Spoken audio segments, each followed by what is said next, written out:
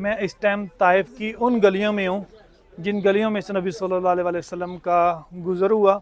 ये जो सामने आपको पत्थर नज़र आ रहा है, इस पत्थर के बारे में कहा जाता है कि यहाँ पे नबी सल्लल्लाहु अलैहि वसल्लम ज़ख्मों की हालत में टेक लगा के बैठे। तो इस मस्जिद के बारे में भी कहा जाता है कि ये मस्जिद इसलिए यहाँ पे बनाई गई थी कि नबी सल्लल्लाहु अलैहि वसल्लम का इस जगह से भी गुज़र हुआ था। अल्लाह अकबर। बाकी ये मस्जिद के अंदर जो आके सुकून फ़ील हो रहा ना, सुबहान अल्लाह, उसको मैं लफ्ज़ों में बयान नहीं कर सकता। अस्सलामु अलैकुम वरहमतुल्लाहि वबरकातुहू। मैं हूँ साजिद रहमान और मौजूद हूँ आज ताइफ शहर में। और अभी सुबह फ़जर की नमाज़ का टाइम है और फ़जर की नमाज़ हमने अल्हम्दुलिल्लाह अदा किया ताइफ शहर में और मस्जिद अब्दुल्ला बिन अब्बास के अंदर। आज की वीडियो में हम लोग ताइफ शहर की ज़ियारतें करने जा रहे हैं और साथ ही साथ आपको भी ताइफ शहर की सारी ज़ियारत करवाने की कोशिश करेंगे और साथ ही साथ आपको इन ज़ियारत की तारीख़ बताएंगे और ये भी बताएंगे कि किस तरह से आप ये ज़ियारत कर सकते हैं। लोकेशन के हवाले से भी मज़ीद इंशाल्लाह आपको बताएंगे। तो चलें इस खूबसूरत वीडियो को सुबह फ़जर की नमाज़ जो कि शुरू हो रही है यहाँ से आगाज़ कर रहे हैं और आ जाएँ। सबसे पहले हम लोग जा रहे हैं उस मस्जिद में जहाँ पे आज हमने फ़जर की नमाज़ अदा की है और ये एक तारीख़ी मस्जिद है और जितने भी ज़ायरीन आते हैं सबसे पहले इस मस्जिद की ज़ियारत करते हैं। अच्छा जनाब अली, यहाँ से पहले मैं आपको थोड़ा सा लोकेशन के हवाले से समझा दूँ कि जब आप इस मस्जिद अब्दुल्ला बिन अब्बास रज़ियल्लाहु अन्हु की लोकेशन लगाते हैं तो लोकेशन आपको इस जगह पे ले आती है, ठीक है। जब आप इस तरफ से आएंगे तो आपकी राइट साइड की तरफ ये अंदर को एक रास्ता जाता है, ठीक है, जो कि पार्किंग के लिए रास्ता है। और सामने देखिए आपको इस तरह से बाब अब्दुल्ला बिन अब्बास लिखा हुआ नज़र भी आएगा। तो जब आप इसके अंदर इंटर हो जाएंगे तो थोड़ा सा मतलब कि 2 से 4 मीटर अंदर जाएंगे इस बाब के, तो आपकी राइट साइड की तरफ पार्किंग है जो कि बिल्कुल फ्री है। आप चाहे 2 घंटे 4 घंटे 10 घंटे भी यहाँ पे अपनी गाड़ी पार्किंग करें, बिल्कुल फ्री, बिना किसी पैसे दिए हुए। तो जब आप अपनी गाड़ी पार्किंग लगा लेते हैं तो उसके बाद इस मस्जिद की तरफ आ जाते हैं। इस तरफ है लेडीज़ की नमाज़ पढ़ने की जगह, ठीक है। यहाँ पे लेडीज़ वाशरूम है। आगे आ जाते हैं तो यहाँ पे जेंट्स वाशरूम है। ये सारी चीज़ें बताने का मकसद ये है कि जब आप आएँ तो पहले से आपको पता हो कि लेडीज़ के लिए नमाज़ पढ़ने की जगह है कि नहीं है, ये सब कुछ इसलिए मैं बता रहा हूँ आपको। तो ये है भाई मेन एंट्रेंस, गेट नंबर 1, ठीक है। इस मस्जिद के काफ़ी सारे गेट हैं। वाह जी वाह, क्या खूबसूरत मस्जिद है यार। और पीछे से भी देखें भाई, बहुत बड़ी मस्जिद है। ये भी अभी आपको बैक साइड दिखा रहा हूँ इस मस्जिद की। ये सारी बैक साइड इस मस्जिद की। और अभी देखें यहाँ पे माशाल्लाह तबारक रहमान लोग फ़जर की नमाज़ पढ़ के यहाँ पे कुरान मजीद की तिलावत कर रहे हैं। ये देखें यहाँ पे माशाल्लाह काफ़ी सारे लोग अभी बैठे हुए हैं फ़जर की नमाज़ अदा करने के बाद, जैसे कि मैंने भी अभी यहाँ पे फ़जर की नमाज़ अदा की है। ये देखें भी, ये इस मस्जिद की फ्रंट साइड, ठीक है। ये मेहराब वाला हिस्सा इस मस्जिद का।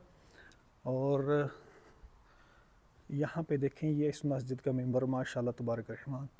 और यहाँ से देखें आपके बैक साइड वाली जो दीवार है वो कितनी दूर है। बहुत ही बड़ी मस्जिद है माशाल्लाह तबारक रहमान। और इस टाइम क्या हो रहा है भाई, 6:28 हुए हैं और फ़जर की अज़ान हुई थी 4:54 पे।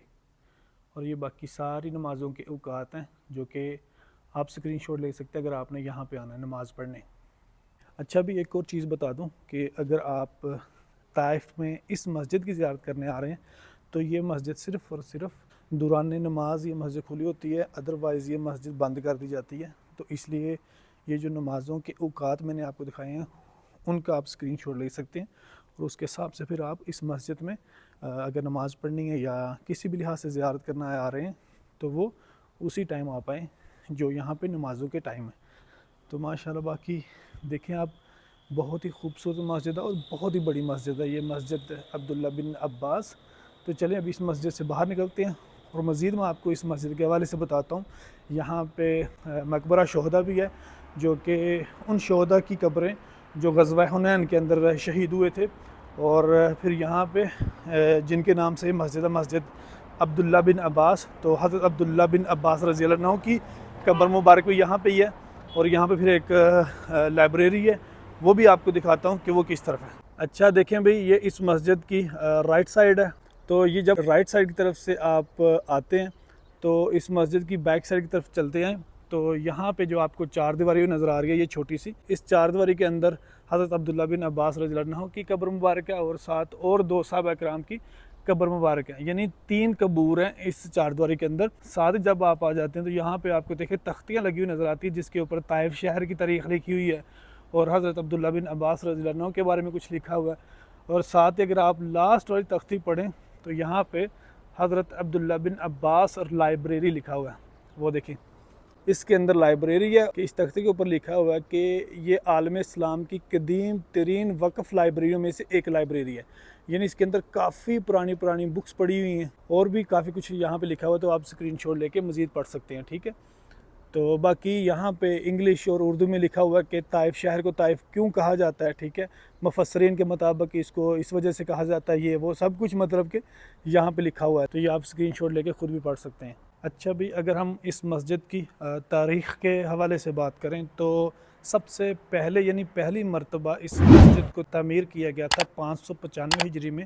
और इस मस्जिद को यहाँ पे तामीर करने का रीज़न ये वजह ये थी कि यहाँ पे नबी सल्लल्लाहु अलैहि वसल्लम ने जब ताइफ शहर को फ़तह करने का मुहासरा किया तो यहाँ पे पड़ाव किया, और दूसरी के हज़ यहाँ पे हज़रत अब्दुल्ला बिन अब्बास रज़ियल्लाहु अन्हु की कब्र मुबारक है, जो कि मैं अभी आपको दिखा के भी आया हूँ। तो ये 2 वजह थी यहाँ पे मस्जिद तमीर करने की। ये बिल्कुल सामने जो आपको बिल्डिंग्स नज़र आ रही हैं, मुफस्सरीन के मुताबिक जो ताइफ पुराना सिटी था वो इस तरफ हुआ करता था। ठीक है, ये जो आप देख रहे हैं अभी ये सारा इलाका जो कि अभी डेवलप हो के बड़ी बड़ी इमारतें यहाँ पे खड़ी हो चुकी हैं। ये सारी चीज़ें बताने का मकसद ये है कि अगर आप में से कोई भी मेरा बहन भाई इस मस्जिद की ज़ियारत करने आता है तो आपको ये सारी चीज़ें पता हों। तो चलें अभी इस मस्जिद से हम लोग जा रहे हैं एक दूसरी ज़ियारत करने, तो आपको वो दूसरी ज़ियारत भी जाके करवाते हैं। अच्छा जनाब अली, अभी मैं ताइफ की दूसरी एक अहम ज़ियारत पे आया हूँ। ख़ास तौर पे जितने भी लोग ताइफ का नाम सुनते हैं तो उनके माइंड में ये बात आती है कि जो नबी सल्लल्लाहु अलैहि वसल्लम के ऊपर ताइफ वालों ने जुल्म ढाए थे वो जगह कौन सी है। ठीक है, फिर नबी सल्लल्लाहु अलैहि वसल्लम जब ज़ख्मी हो गए थे तो किस जगह पे बैठे थे, तो ये ज़ियारत उसी हवाले से है। मस्जिद अल-को कहा जाता है इसको, और यहाँ पे सऊदी गवर्नमेंट की तरफ से एक अथेंटिक साइन बोर्ड भी लगा दिया गया है। इस मस्जिद को मस्जिद रसूल भी कहा जाता है। ठीक है, और ये देखें माशाल्लाह तबारक रहमान, यहाँ पे अपने पाकिस्तानी इंडियन ज़ायरीन जो कि आए हुए हैं इस मस्जिद की ज़ियारत करने। अच्छा अभी फ़िलहाल इस मस्जिद के अंदर मेंटेनेंस का काम चल रहा है। ठीक है, जिस वजह से इस मस्जिद को भी बंद किया हुआ है, लेकिन मैं आप लोगों की वजह से, आपको ज़ियारत करवाने की वजह से इस मस्जिद के अंदर आया हूँ। ये देखें माशाल्लाह इस मस्जिद को बनाने में लकड़ी का इस्तेमाल किया हुआ है, और ये देखें ये पत्थरों का इस्तेमाल हुआ है। और ये देखें भाई ये इस मस्जिद का मेहराब है माशाल्लाह तबारक रहमान। और ये मस्जिद कहा जाता है कि इसी वजह से यहाँ पे बनाई गई थी कि नबी सल्लल्लाहु अलैहि वसल्लम का यहाँ से गुज़रू हुआ। नबी सल्लल्लाहु अलैहि वसल्लम जब ज़ख्मी हुए, ताइफ वालों ने जब नबी सल्लल्लाहु अलैहि वसल्लम के ऊपर जुल्म ढाए तो नबी सल्लल्लाहु अलैहि वसल्लम उस पत्थर के साथ लग के बैठे थे। वो नज़र आ रहा आपको वो पत्थर, तो बाद में फिर यहाँ पे मस्जिद तमीर कर दी गई थी। इस मस्जिद के अंदर आके जो मैं वीडियो बना रहा हूँ तो मेरी जो दिल की कैफियत है वो बिल्कुल चेंज हो गई है। सुभान अल्लाह, क्या खूबसूरत और क्या यार एक वाइब दे रही है ये वाली मस्जिद। मुझे वो वाला वक्त याद आ गया कि जब नबी सल्लल्लाहु अलैहि वसल्लम अपने ज़ख्मों की हालत में इस पत्थर के साथ टेक लगा के बैठे होंगे। ये जो सामने आपको पत्थर नज़र आ रहा है, इस पत्थर के बारे में कहा जाता है कि यहाँ पे नबी सल्लल्लाहु अलैहि वसल्लम ज़ख्मों की हालत में टेक लगा के बैठे थे। और इस पहाड़ के बारे में कहा जाता है कि यहाँ पे जो यहाँ के ताइफ वाले नौजवान, जो शरारती लोग, जो बदबख्त लोग थे, उन्होंने इसके ऊपर चढ़ के नबी सल्लल्लाहु अलैहि वसल्लम के ऊपर पत्थर बरसाए थे। तो चलें भाई अभी हम लोग अपनी तीसरी ज़ियारत के लिए जा रहे हैं। ठीक है, और वो ज़ियारत भी इसी मस्जिद के पास है। बाकी मैं जितनी भी आपको ज़ियारतें करवा रहा हूँ इन सब की लोकेशन अपनी वीडियो की डिस्क्रिप्शन में डाल दूँगा ताकि आपको इन ज़ियारत पे पहुँचने के लिए आसानी हो जाए। अच्छा नाज़रीन कराम, आज की तीसरी ज़ियारत भी एक मस्जिद है, ये वाली सामने जो आपको नज़र आ रही है। और इस मस्जिद का नाम क्या, पहले मैं आपको वो बता दूँ। तो ये इस मस्जिद का नाम है भाई मस्जिद अल-मदहून, और मस्जिद अल-कंतरा भी इसको कहा जाता है। और इस मस्जिद के बाहर एक जो तारीख़ लिखी हुई है वहाँ पे लिखा हुआ कि ये एक ऑथेंटिक ज़ियारत नहीं है, ये मैं आपको पहले बता दूँ। और इस मस्जिद को भी अभी फ़िलहाल बंद किया हुआ भाई।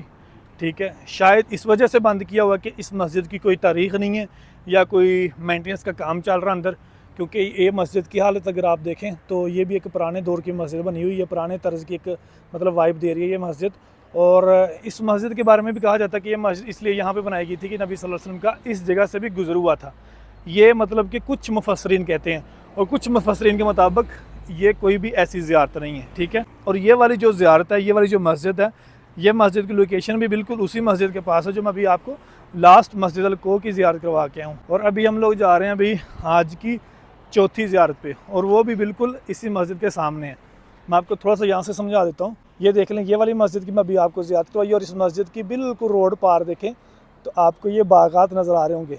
इसी बाग में एक बाग है वो वाला जिसको अंगूरों का बाग कहा जाता है, और ये वाली कहा जाता है कि एक ऑथेंटिक ज़ियारत है। और वो वाला बाग जहाँ से नबी सल्लल्लाहु अलैहि वसल्लम को अंगूर पेश किए गए थे उतबा बिन रबिया के ग़ुलाम की तरफ से, जिनका नाम था हज़रत अद्दास रज़ी अल्लाह अन्हु। अच्छा जनाब अली, मैं इस टाइम ताइफ की उन गलियों में हूँ जिन गलियों में से नबी सल्लल्लाहु अलैहि वसल्लम का गुज़र हुआ, और इन गलियों में आके इंसान की जो कैफियत है वो बिल्कुल 1400 साल पुरानी वाली कैफियत हो जाती है। और यकीन करें कि मैं इस टाइम अपनी दिल की कैफियत नहीं बता सकता। जब मैं ये मस्जिद अद्दास से निकल के, ये जो अंगूरों का बाग है और अंगूरों के बाग के बाहर इन्होंने एक वो वाली वाइब दी हुई है, यहाँ पे जगह जगह अंगूर लगाए हुए हैं, अंजीर, शहतूत, ये सारी चीज़ें लगी हुई हैं। बाकी ये गलियों को भी देखिए इन्होंने उसी तरह से छोड़ा हुआ है। हालांकि आपको पता है यहाँ पे इनको रेनोवेट करके मज़ीद आज के दौर की तरह बनाया जा सकता है, लेकिन इन गलियों को उसी तरह मिट्टी की जो दीवारें आपको नज़र आ रही हैं उस तरह इस वजह से छोड़ा हुआ है ताकि जो ज़ायरीन है वो यहाँ पे आएँ और वो वाली फीलिंग ले सकें और इमेजिन कर सकें कि कैसे नबी सल्लल्लाहु अलैहि वसल्लम इन गलियों में से गुजरे होंगे। तो मज़ीद आ जाएँ, आपको थोड़ा सा मैं आगे जाके बताता हूँ। आ जाएँ।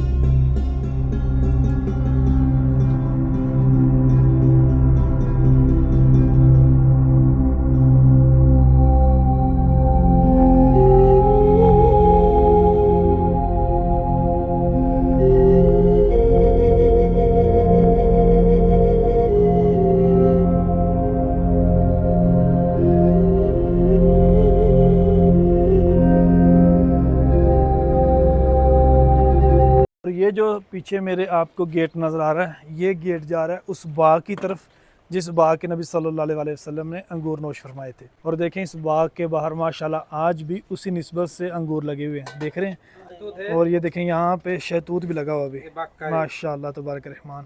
और यहाँ पे देखें भाई ये छल्ली भी सेल हो रही है।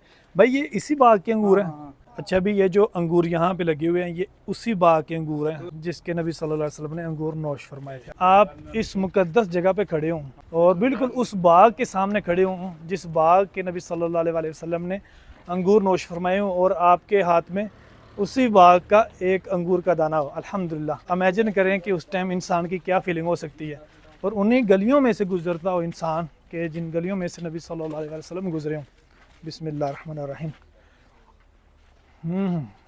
ओह, मैं इन बाबरकत और मुकद्दस गलियों में से गुजरते हुए यही दुआ कर सकता हूँ आपके लिए कि अल्लाह ताला आप सबको यहाँ पे आना नसीब करे। आपको भी अल्लाह ताला ज़िंदगी में एक मौका दे कि आप भी इस तरह की मुकद्दस और बाबरकत गलियों में से गुजरें, आप भी इस बाग की ज़ियारत कर सकें और इस बाग के अंगूर नोश फरमा सकें इंशाअल्लाह, आमीन। अच्छा भाई, जो अंगूरों का बाग है उस बाग के अंदर हम लोग नहीं जा सकते, लेकिन उस बाग को देखने के लिए, उसका व्यू देखने के लिए यहाँ पे इन्होंने एक जगह बना दी है ताकि आप उस जगह पे जाके आप उस बाग का व्यू देख सकें। और यहाँ पे देखें लिखा हुआ ए व्यू ऑफ अद्दास फार्म, ठीक है। उस फार्म को अद्दास फार्म कहा जाता है और अद्दास उन्हीं सहाबी का नाम है जो उतबा बिन रबिया के पास ग़ुलाम थे, ठीक है। माशाल्लाह तबारक रहमान, ये वो बाग है भाई, ठीक है। अभी इन्होंने देखें कुछ दरख्त नए लगा दिए हुए हैं, ये देख रहे हैं। यहाँ पे कुछ अंगूरों के दरख्त लगे हुए हैं, कुछ शहतूत के दरख्त लगे हुए हैं। बाकी जो उस दौर के दरख्त हैं वो तो पॉसिबल नहीं है कि अभी तक वो मौजूद होंगे, लेकिन जगह यही है जो मैं अभी आपको दिखा रहा हूँ। इसी जगह पे वो बाग था, अंगूरों का बाग, ठीक है, जहाँ पे अभी इन्होंने नए दरख्त लगा दिए हैं ताकि जो देखने वाले ज़ायरीन हैं वो आके उस जगह की ज़ियारत कर सकें और वही वाइब ले सकें। अगर फ़र्ज़ करें कि ये जो दरख्त लगे हुए हैं दरख्त ना हो तो यहाँ पे सिर्फ बियाबान हो या ज़मीन हो तो फिर आपको वो वाली वाइब नहीं आएगी। इसी वजह से इन्होंने यहाँ पे अंगूर के दरख्त लगाए हैं और यहाँ पे बाहर अंगूर भी बेच रहे हैं ताकि ज़ायरीन आके वो वाली वाइब ले सकें और वो वाली फ़ीलिंग ले सकें कि कैसे नबी सल्लल्लाहु अलैहि वसल्लम ने यहाँ पे अंगूर नोश फरमाए होंगे और किस तरह का उस दौर में बाग होगा, ठीक है। तो यहाँ पे देखें खेती बाड़ी भी हो रही है। वो सामने एक पाकिस्तानी भाई हैं जो कि मेरा ख्याल है किसी चीज़ की खेती बाड़ी कर रहे हैं। और इस बाग के अंदर भी खजूर का दरख्त भी है, ये सामने लगा हुआ। और उस तरफ देखें तो केले का दरख्त भी लगा हुआ है। और ये नीचे भी एक आम का दरख्त लगा हुआ और जिसके साथ काफ़ी सारे आम पड़े हुए हैं भाई। ये देखें भाई, ये देखिए किस तरह से आम लटके हुए हैं इस दरख्त के साथ। भाई खुशकिस्मत है ये बिल्लियाँ भी जो इस बाबरकत और मुक़द्दस जगहों पे रहती हैं। ये बाग है जो कि मैंने अभी आपको दिखाया, जिस बाग के नबी सल्लल्लाहु अलैहि वसल्लम ने अंगूर नोश फरमाए थे। और अभी मैं आपको लेके जा रहा हूँ वो सामने जो मस्जिद नज़र आ रही है भाई, और फिर हज़रत अद्दास रज़ी अल्लाह अन्हु की वहाँ पे जाके आपको थोड़ी सी स्टोरी बताऊँगा कि क्या वाक़या था, किस तरह से वो मुसलमान हुए थे। अच्छा जनाब अली, यहाँ पे हम लोगों ने अभी वज़ू बनाया और मेरे पीछे आप देख सकते हैं कि हमारी तरह और भी बहुत सारे ज़ायरीन आए हैं यहाँ पे और वज़ू कर रहे हैं। और वो सारे लोग यहाँ पे मस्जिद अद्दास के अंदर नवाफ़िल अदा करेंगे, तो हम लोग भी यहाँ पे नवाफ़िल अदा करते हैं। और उसके बाद ये जो मस्जिद जिनके नाम से बनी हुई है, अद्दास रज़ी अल्लाह अन्हु के नाम से, उनकी थोड़ी सी तारीख़ बताता हूँ और इस मस्जिद की भी तारीख़ बताता हूँ।